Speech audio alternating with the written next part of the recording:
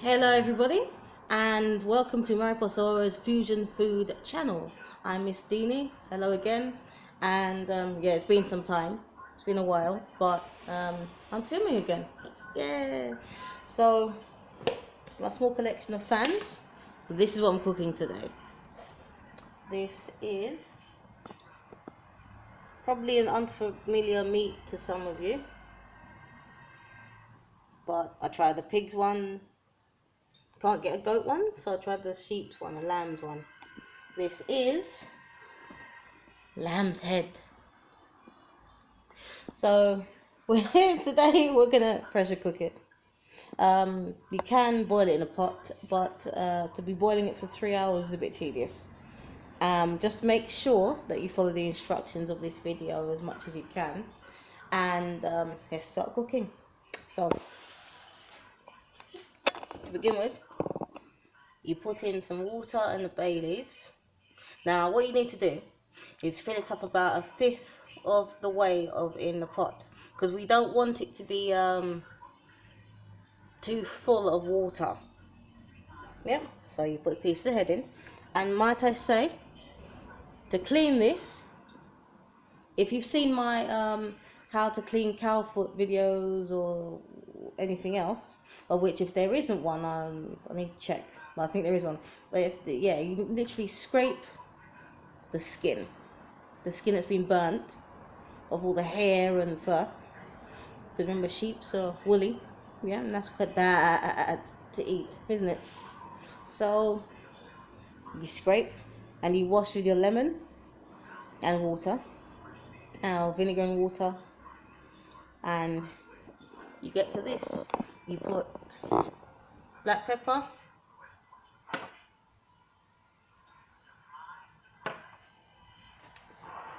ground onion granules,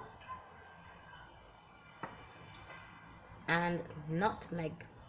Now this, you put at least 1 teaspoon each, or a little bit more to taste, especially with the ground nutmeg. This stuff is concerned, you don't put too much in there because you don't want your food to be bitter.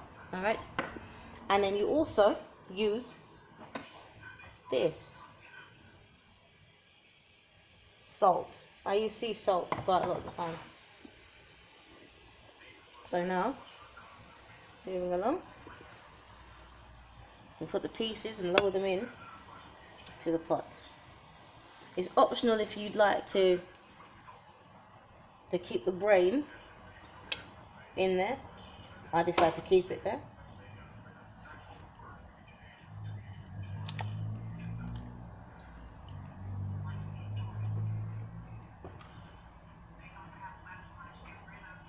Just chopping in little pieces there. And this is the tongue. Now this, you have to remove the skin of the tongue after you cook this. I'll probably show you that. You have to peel it. So you put your pieces in. Excuse me whilst I wash my hand.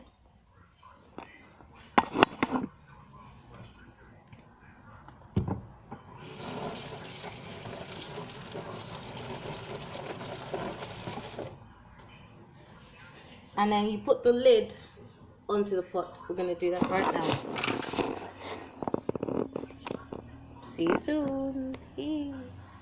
So what you need to do to get the water right, you can just cover it with water, or like I have now seem to have done, is it's only just a little bit under where the content of meat is, because the whole idea is you don't want to turn this into soup, and you don't really want to wash away a lot of the flavor, which sometimes happens if you add too much water with a pressure cooker, or too much water when you boil it just in a pan. Be careful, everybody. All right, so the lid goes on. Bay leaves are very optional. I like bay leaves. Hang on a second.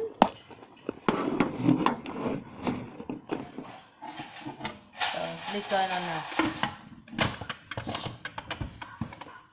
Now this, I'm going to give around half an hour to cook. So 20 minutes on high and about 10 minutes on a lower heat. So I'm going on the highest heat I have on my induction here, and then I'll turn it down to one of the lowest and leave it for 10 minutes to still cook. And then we'll see exactly what kind of tenderness is going on and what other ingredients we need. Okay, so I'll see you soon. Just gonna clean up. Hi, and we're back. So the lamb head had to boil for about, well, pressure cook, should I say, for about half hour, 30 minutes, 35 minutes. That's how long I had to do. And here are the results now. Yeah, the meat should be able to tear apart and be very, very soft. We're going to keep it, I think we should keep it on the bone because it's quite soft, as much as we can. So we're going to put them over to a baking tray.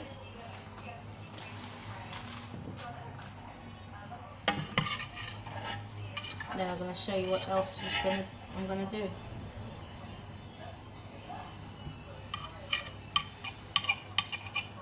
Now it's good to note with this, you won't need any oil in order to bake this at all.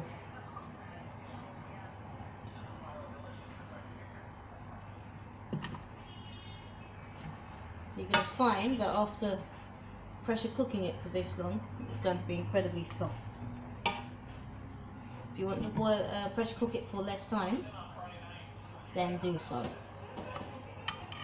Or better still, if you want to boil it for a few hours, then you can do that too. I'll just let it cool down, and then I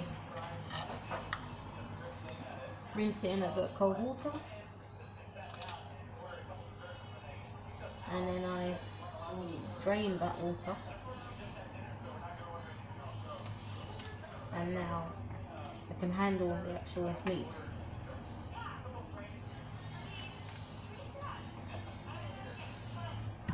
If you can get rid of as many bones as possible, then that would make it a more pleasurable eating experience, but some people don't.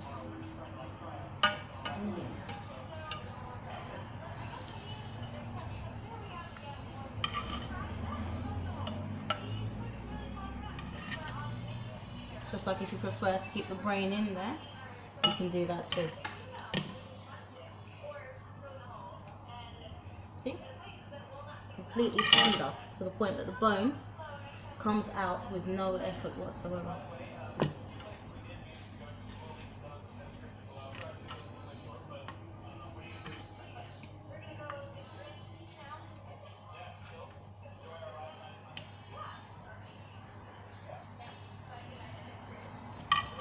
So when you've taken all the pieces now, all the pieces that you need out,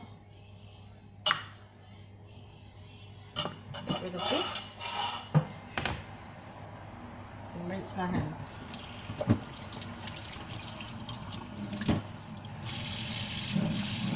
And it's good to note too, when you put nutmeg in to season anything, do not put too much, just put only a little amount.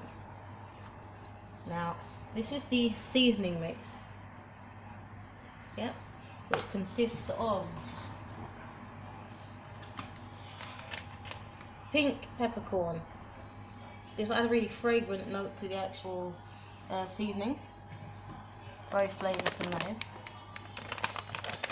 Coriander, ground coriander,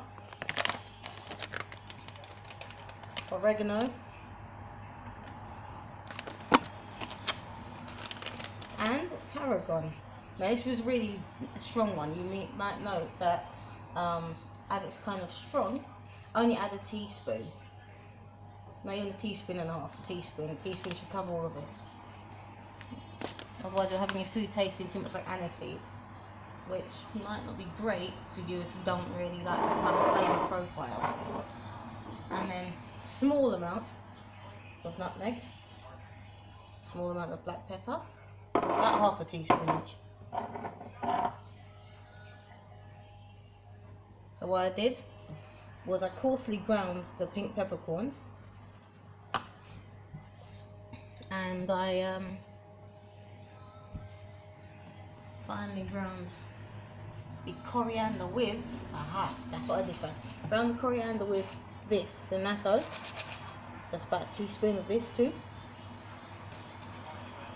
And grind it down, the coriander. Then I roughly ground the herbs and the pink peppercorn. And now I'm going to show you the next move. Yes. And some salt went in here as well for seasoning purposes.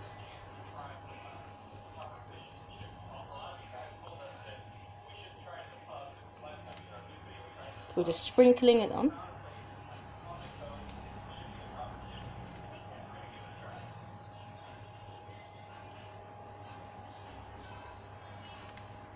Because I'm going to show you the next move we're going to move next with. And this is pomegranate molasses. It adds a fruity and slightly sour and slightly sweet note. This is used in a lot of Arab and Turkish cookery. I've had it in my fridge for a while and wasn't sure what to do with it, so I decided to do this. So just shake it up because it's quite thick. It's a bit of a thick liquid. And squirt at least a tablespoon, probably half a tablespoon even, of this seasoning. It's notable also that you can actually drink this in water. Not sure how true that is, but we shall see. The next thing you're going to add is some sweet peppers, some onion, some red onion, about half a red onion and half a sweet pepper.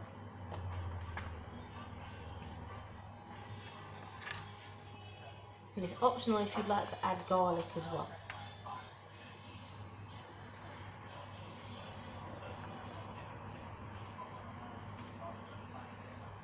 Right, now watch my hands. You're going to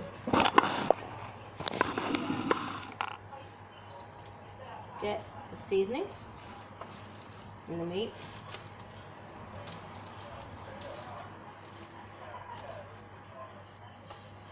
And rub some seasoning into the meat a little bit, just lightly. If you need to season the other side, you do so. But just make sure that the meat has the seasoning on it. And the onions will have that flavour too.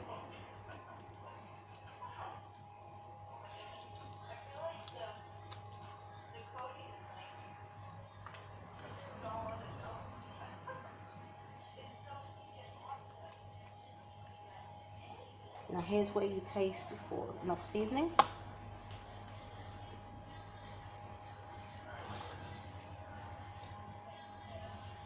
And I'll say a little bit more pomegranate.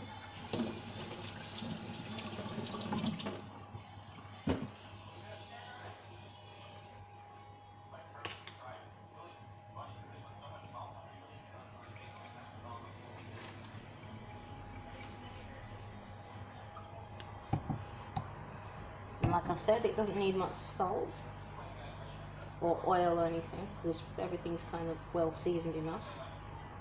And now it's time to put this into the oven.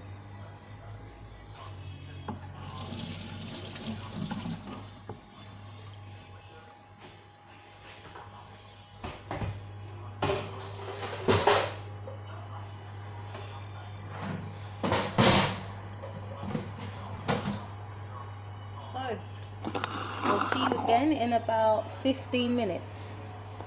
Yeah, there's some sweet potatoes going in as well. Right. I'll speak to you again soon, everyone. Okay? Hello, everybody. Back again. Yeah.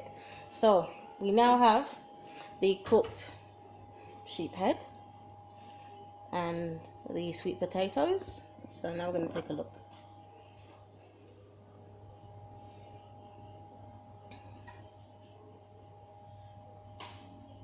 Now this had to cook for about 15 to 20 minutes.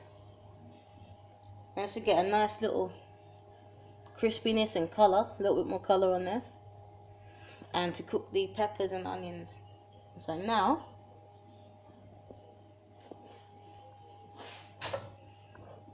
we're going to serve this up.